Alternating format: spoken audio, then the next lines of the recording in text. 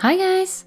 In today's video, we'll be doing my take on the character Sailor Moon, since you guys requested it and I was still in an anime kind of mood. But before we get on with it, I just wanted to announce that I have relaunched my Etsy store. It's now called Dolitique. I recently got into sticker making, so I decided to put some of the sheets I have up for sale. And if you're into cute planet stickers, then maybe this is for you. So the link to my shop will be in the info box. Now onto the doll. I'm using a second-hand Draculaura Monster High doll, like I often do, especially for skin tones. And this one has a bit of staining at the eyebrows, but I'm hoping we can work around that. Firstly, we need to trim away the pointed tip at the ears, since we want her ears to be rounded like normal. So I just cut that away and use a file to smooth it out. Then I primed the doll with Mr. Superclear and got out my chalk pastels, my watercolor pencils, and also a bit of alcohol ink for the repaint.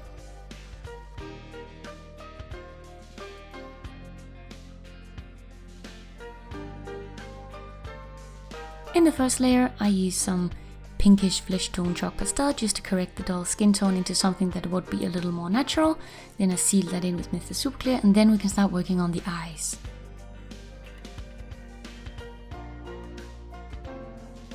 Like in my previous video where I turned Nurse Joy from Pokemon into a doll, you do have to change the proportions of the face and the eyes overall to make it fit a Monster High doll, because the Monster High is somewhat, human looking, and you just can't fit these very exceptionally tall eyes onto them, because then you would just be drawing eyes on the eyebrows and it would just look so weird because of the face sculpt.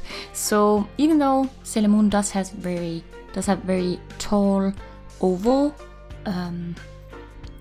irises, I do have to squish it all a little bit to make it fit, and I also think I made mine just a tiny bit wider to fit the proportions of the face. So I just keep tweaking the shapes and the proportions until I have something where I feel you can still see the essence of the original character, but it matches the face sculpt, and also it's more my style, so that's my goal of the whole thing. I decided to paint on the headband rather than make a paper one or whatever afterwards, so I sketched out the shape in white before painting on with the alcohol ink in gold. And if you don't have alcohol ink, you can just use acrylic paint or whatever you have. I just had it and I like the metallic effect, and also it had a slightly different tone to what her hair was going to be, so it just made things stand out a little bit more. I chose not to use any acrylic paint in this repaint and just stuck to my watercolor pencils because they are just my material of choice. So I just keep building up the colors layer by layer, which just means repeating a lot of the same steps essentially.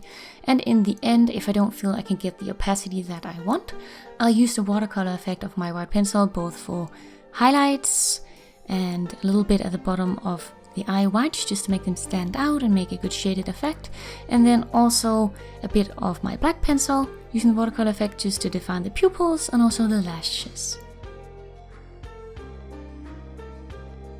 I only drew on bottom lashes because, again, it's a part of my style to add 3-dimensional lashes afterwards, so I'll be doing that. And I also shaded the doll a bit more than the actual character would have been, because I feel like anime characters, especially the ones who are supposed to look young, will not have much shading, but that's just a stylistic choice. So I like to have more shaded within the crease of the eyes, and also, for instance, like the temple, a bit around the face, maybe a bit around the cheekbones. And I also shaded just around the headband just to make it look a little more 3-dimensional, and also gave it some white highlights because that helps for dimension as well. And later on I also added some white chalk pastel as highlights at the center of the forehead, down the bridge of the nose, and also at the cheeks. And in one of the final layers I added pink blush just going just below the eyes and across the nose, just because I feel it's very cute and it's a very anime sort of choice, I feel, because it's like the blushies. And yeah, it's just a really cute dolly look.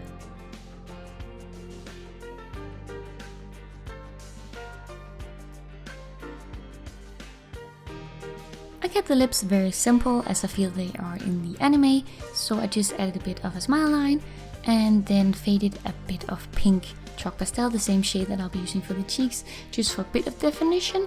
And then later on I also used my white pencil for general highlights around the lips and also making lines.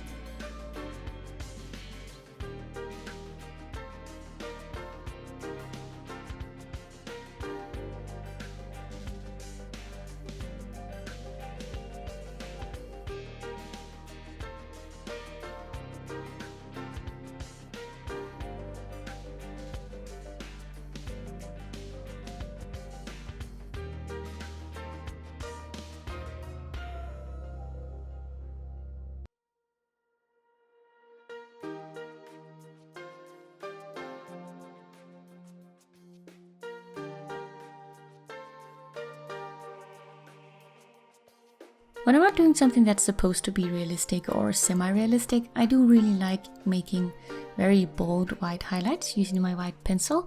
And I do this especially, beneath the eyebrows and sometimes at the center of the eyelids, maybe the tip of the nose, and just at the cupid's bow. And in this case, I also did 2 triangular highlights, one in each inner corner of the eye, just because in many anime, when you look at a character close up, they will often have a little light spot there.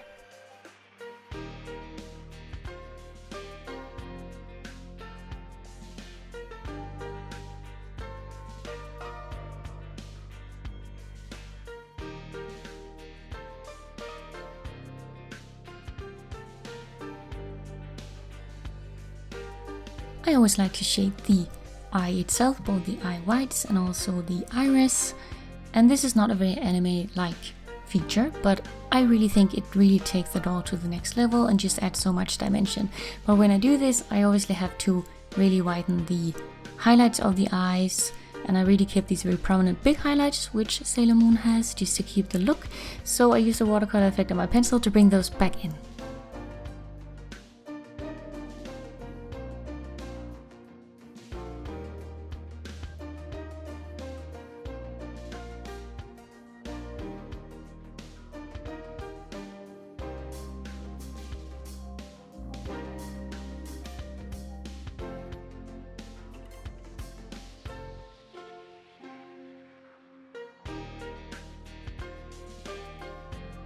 And here's the final layer where you re-add the naturally final details, and this is also what I really think just brings it all together.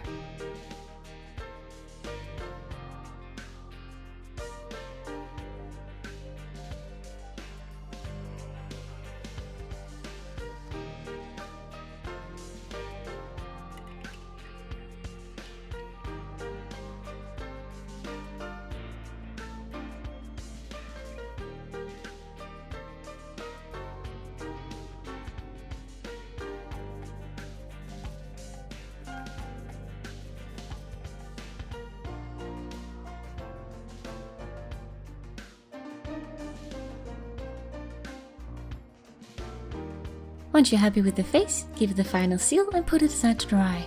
Then we can work on the outfit. For the skirt, I cut a long strip of fabric, hemmed the bottom edge and then pleated it. And then you can sew on a waistband on top.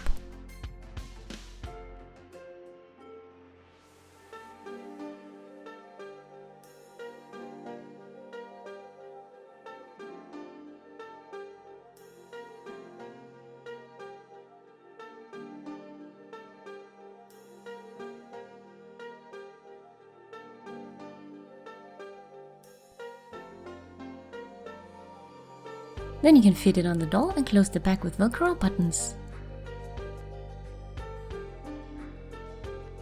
For the top, I used the kitchen film and tape method to make a basic pattern, which I transferred onto paper so I could cut it out on my fabric.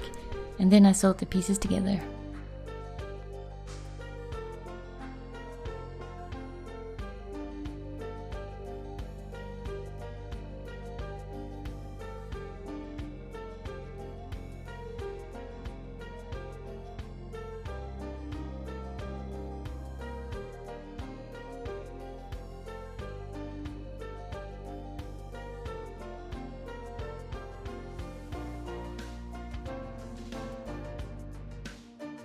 I struggled a little with the sleeves, figuring out what I wanted, but in the end I chose to layer a few pieces of ribbon and add this because I like the shape that it added by the shoulders, and also it added a bit of shine in texture.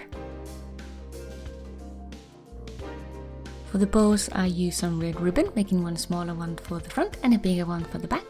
And I used some nail art accessories, small beads and rhinestones to decorate the center, because again, I like rhinestones.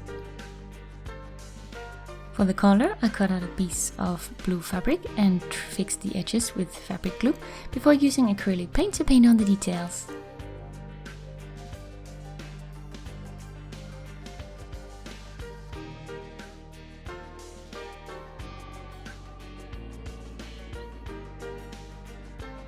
I then sprayed the body with Mr. Super Clear so I could adjust the skin tones on the parts of the body that was going to be visible, and I also painted on white gloves, just because gloves are terribly hard to make for dolls.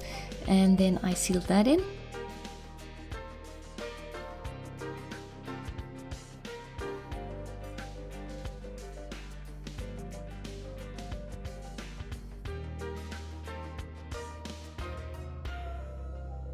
I kept the boots very simple, using a piece of red fabric for the base, and then reusing a pair of soles from another pair of Monster High shoes. But if you want to see how to make shoes from scratch, I have a whole playlist of doll shoes on my channel.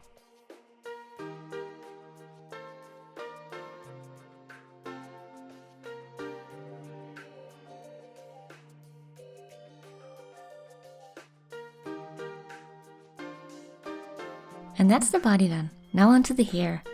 I decided to use some yellow acrylic yarn, which I brushed out and straightened.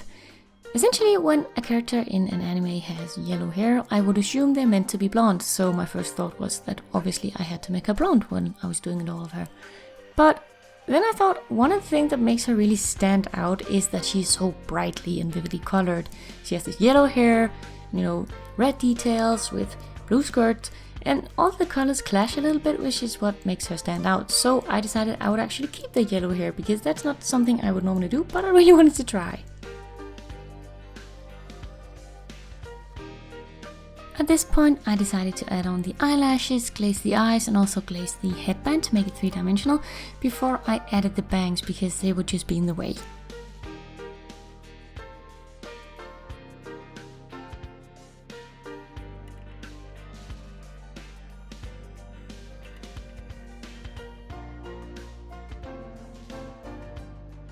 Because the fibers of the yarn weren't long enough to make her very long pigtails, we kinda had to fake it, so I took a long strip of yarn in the same color and then glued strips of brushed out hair to it to make it look longer.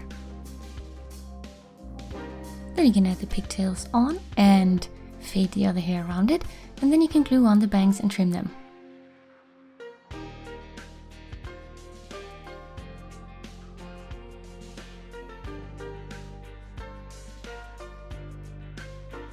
Then you can add the final details, such as a pearl and rhinestone in the hair, a rhinestone on her forehead, and also for the earrings.